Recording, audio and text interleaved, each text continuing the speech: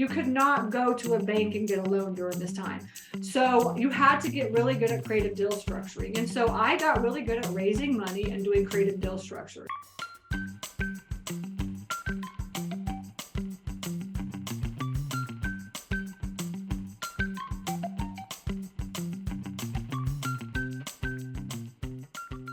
So Stacy's office, starting from like day one of buying her first facility or getting out there and starting to look for facilities, all the way till now. Okay. So let's see, how did it work? Okay, so what happened was in 2015, I got pregnant. And during that time, I was doing renovations. So from 2011 to 2015, we were doing like rehabbing renovations, right? And you have to remember from 2011 to 2015, that was when we were coming out of the bubble, right? If anybody remembers this, y'all can put this into the chat and let me know. But like, you were coming out of the bubble, and during this time, basically the way the United States worked was that there were like a ridiculous amount of houses for sale, right? But then there was like no money, right? All the banks were like, no, we're not lending. We can't lend. We're all in crises, whatever, right? So if you remember that time period, I got in right when that happened. And the reason I got into real estate was because my husband, he started in like 2009, he started a home inspection company. And so he would go around and he was building up his, like, he would go around do home inspections, and you remember 2009 wasn't really too bad. I mean, and then 2010, it started growing. In 2011, he got really big. But what happened was that over the course of those 2 years, I mean, he was just like, Stacy, there is a ridiculous amount of houses out there that are all in foreclosure and they all need work. And like, I think there's a really good opportunity out there. And I was just like, I was doing another job. I was actually in the wind turbine business and I was building turbines. That's what I did, is I built wind turbines for almost 10 years. And I was like, no, like, I travel the world and I get to build turbines. No way, Jose. And he was like, I really think that we should, just start looking at this. So this is what we did. We started looking. He convinced me to start looking at all these houses. We started driving around looking at all these houses. Like, oh my God, there's like ridiculous amount of houses on for sale. If you remember, I don't remember, like every house on the street was for sale.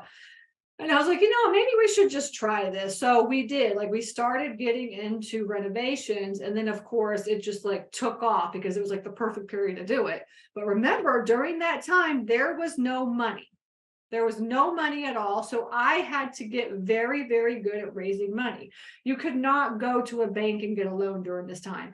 So you had to get really good at creative deal structuring. And so I got really good at raising money and doing creative deal structures. That's where all of what I do now stems from, is from those couple of first years where I really had to think outside the box in order to get money to do all these renovations.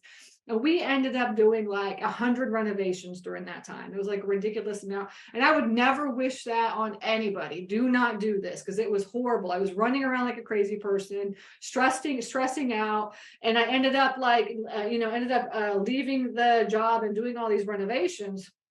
And so in 2015, I got pregnant. And during that time, I was doing like 10 renovations. And in my mind, when I got pregnant, I was thinking to myself, how am I going to do like 10 renovations at one time and have this like little tiny baby to take care of? I was like, there's just no way, because I was already running around like a crazy person.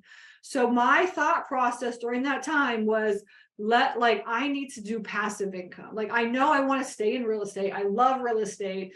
I love everything about it, but like, I can't do active income. I have to do passive income. So that's how I started getting into storage. So I told my realtor and I told my team, I was like, I'm not doing renovations anymore. We're going to finish all the renovations that we have. But in the meantime, during that 5-year period, I got really, really good at raising money, right? Because you need a lot of money in order to do renovations. And because, either go to hard money or you raise money. And I just got good at raising money. And basically, when I say I got good at raising money, this is what it means. I asked everybody for money. That's what it meant. Like, anybody I knew, anybody I came across, I said, do you have any money? 25, 50, 100 grand, anything that you have, you could give it to me. I'll use it and I'll make you money, and I'll do a renovation and I'll make some money as well too. And that's basically how it is with raising money. I just ask people for money, and then I would, I would cut them into the deal, or I would, pay them back or whatever. So, because I get a lot of questions about funding, which I saw, and funding is really, for me personally, funding is raising money. And until this day today, I mean, all I do all day long is sit and talk to investors and really ask them for money. Now I have a fund, so I can put everything into this fund. But before I had the fund, I was just talking to regular people, borrowing money from regular people and buying all my facilities that way. All right. So that's really raising money. But in the meantime, in 2015, I got pregnant. And then in 2016 is when I had Lillian, right? So in 2016, we bought our very first facility, and we named it Miss Lillian Self Storage, right? Named after her. So that's the first one. All right. And what I did is I borrowed this money from a private lender. It was $250,000. Okay. My first facility. So I'm telling you, I started out like little tiny facilities. This $250,000 facility, we still own it. It's worth like well over $1 million now. What happened is it took me 1 year. I was managing and doing everything myself on this facility. Okay. So like this first facility, right? It was just me. I answered the phones. I put everybody into the software.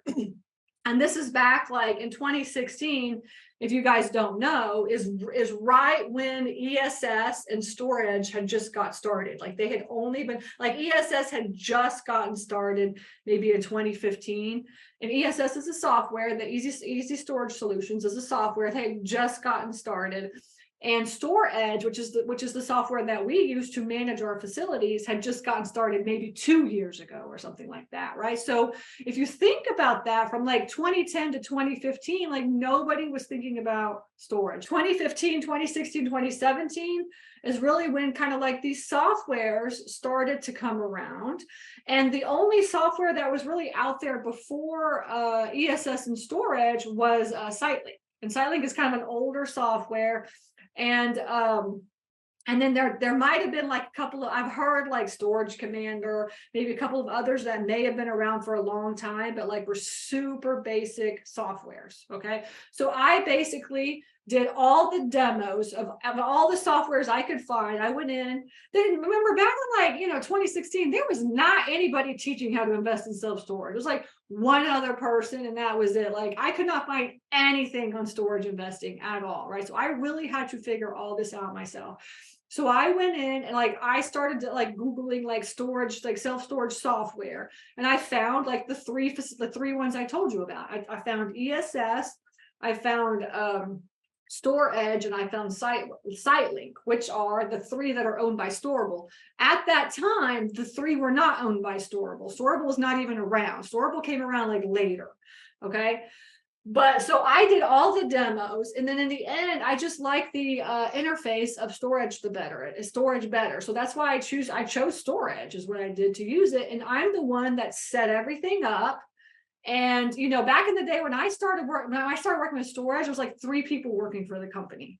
So like for our first onboarding experience, like it was super hands-on, and they just like, they were there to answer questions and show you what to do, whatever. And it was also not like it is today. Like storage now is really kind of like an enterprise solutions. And storage is like, and Storable is really funneling a lot of money into building out storage. Storage is going to be the premier software in the storage investing world. And actually we're beta testers for them now. We do, if they have any new things, they always ask us to test it out, to see if it works good, which we love, right? But we love how like StoreEdge really adds a lot of new features. Like you can manage everything with storage, which is really good. Hey everybody, this is Stacy here. Thank you so much for watching this video. I am here to teach you how to get your foot into this industry. You're watching this video because you want to learn how to get started in self-storage investing, or maybe you own facilities and you want to be a better manager, a better owner. That is what I do, is I teach people how to do that. So please like this video and also subscribe, hit the subscribe button, because that's what YouTube wants. So in order for me to get out the word on how to get started in this industry, I really need your help. Again, I appreciate you listening to me, and I'm here to help you on this journey, and I will see you in the next video. Take care.